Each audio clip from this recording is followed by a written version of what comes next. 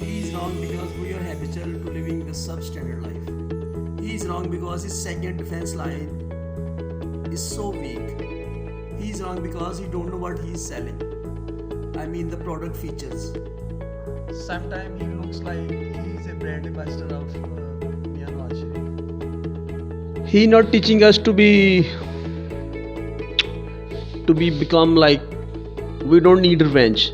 Actually, he's talking about the equal opportunities within a society, and he don't believe in different systems in one religion and in one society. His weakness is mood swings. He is still not up to the mark as per his own mindset because he have a lot of mind damage. But what I believe that if he wants to become a popular leader in Pakistan and entire world, I don't think so that he need to showing that he is a party. He actually need to visit the local people of Pakistan like in the street and villages. And he don't need the big power shows that if he want to become a popular man.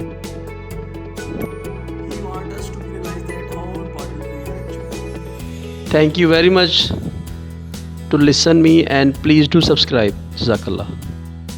Please do subscribe my channel and press the bell icon. Please do subscribe my channel